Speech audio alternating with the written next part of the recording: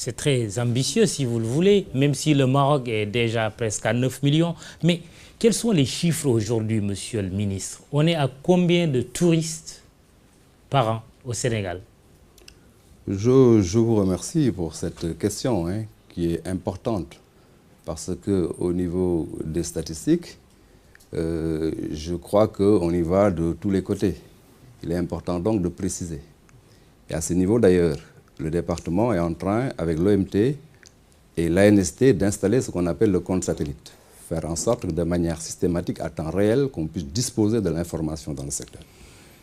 Aujourd'hui, on peut considérer, quand on prend simplement les statistiques de l'aéroport, parce que le tourisme aussi, ce n'est pas seulement l'aéroport, c'est des entrées un peu partout, parce que les portes touristiques sont très nombreuses. Mais au niveau de l'aéroport simplement, nous pouvons considérer qu'en termes d'entrées sur 2013, on est à peu près sur 444 000 touristes.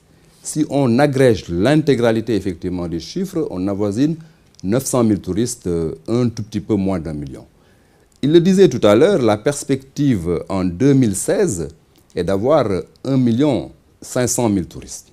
En 2018, avoir 2 millions de touristes et en 2023, perspective toujours dans le PSE, avoir 3 millions de touristes. Ce qui est intéressant dans la stratégie, c'est que nous avons, au niveau de la planification, un certain nombre de mesures en termes de promotion, en termes d'investissement dans le secteur, mais surtout en termes de facilitation et d'allègement du coût dans le secteur, une perspective qui place le tourisme dans l'horizon de 2023 dans une place de choix. Autrement dit, parce que moi j'aime bien des choses concrètes, autrement dit, vous allez baisser par exemple les prix des billets d'avion. Je reviens à cela. Pour terminer, là où on avait une pente descendante qui s'écrasait complètement, le Sénégal a pu redresser la barre, la stagner et puis maintenant prendre des mesures extrêmement courageuses pour aller vers une croissance. Horizon 2023, nous avons une ambition d'avoir 3 millions de touristes. Mais en quoi faisant? Je crois que c'est là l'intérêt de votre question. En quoi faisant? En nous mettant autour d'une table. Je crois que quand on regarde donc... Mais il faut agir, il ne faut pas encore s'asseoir. Je vais vous dire, mais pour agir, il faut se mettre autour d'une table. Si le président de la République, déjà à Saint-Louis, a dit sur 2015, prolongeons effectivement la situation actuelle du visa, mais mieux, mettez-vous autour d'une table et dites-moi ce qu'il faut faire en termes de mesures d'urgence pour que la situation aille mieux. Je crois que ça me paraît extrêmement important. Parce qu'encore une fois, nous ne sommes pas dans le paradigme où nous seuls, en tant que tutelle ou en tant qu'État, faisons les choses. Nous devons effectivement faire ce travail-là avec les acteurs du secteur. Nous sommes tout à fait disponibles à revisiter la structure des coûts de la destination. Nous sommes tout à fait disponibles à regarder la question du visa pour voir fondamentalement, au-delà des théos, qu'est-ce qui peut être fait qui tienne compte de manière optimale de l'ensemble des autres exigences, qui ne sont pas seulement des exigences touristiques. Vous voyez donc que la balle est maintenant entre les acteurs du secteur public et privé pour qu'ensemble, nous puissions effectivement redresser la barre et atteindre l'objectif qui est tout à fait prenable, avoir 3 millions de touristes en 2023. Je crois que ça me paraît essentiel. Mamoudou Diallo. Très bien, M. Kane. Je voudrais d'abord vous remercier de nous avoir associés un peu à cette émission qui nous semble véritablement venir à son heure, puisque comme les deux éléments que vous avez projetés l'ont montré, le secteur touristique agonisant est aujourd'hui véritablement dans une phase extrêmement inquiétante et qui a besoin de thérapies très fortes que nous attendons. Je remercie également M. le ministre qui, c'est vrai, depuis qu'il est arrivé à la tête de ce département, nous associe dans la réflexion. Il est vrai également que quand ils sont arrivés, ils ont trouvé déjà que le mal, le fruit était déjà, en fait, le ver était déjà dans le fruit. Il y a eu des causes, je dirais, à la limite conjoncturelles, qui se sont ajoutées déjà à la dégradation du produit touristique. Quand on parle de produit, on parle du produit balnéaire, on parle à la limite, c'est tout un ensemble, les tarifs, etc., etc. Le Sénégal est réputé une destination extrêmement chère.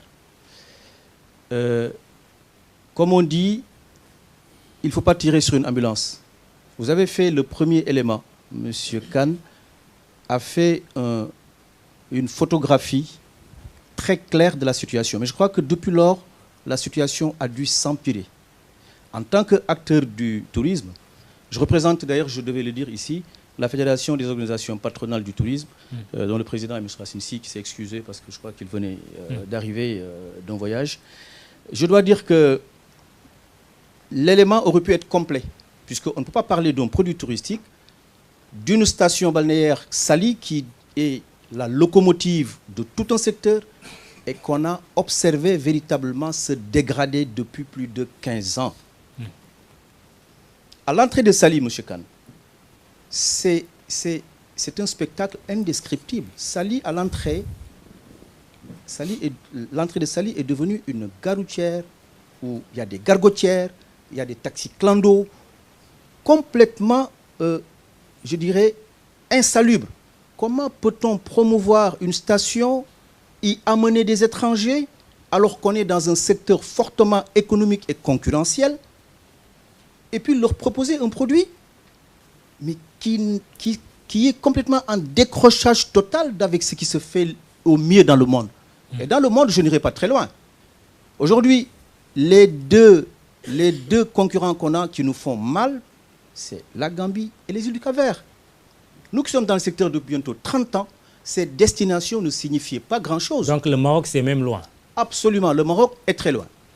La question, nous avons eu des réflexions avec M.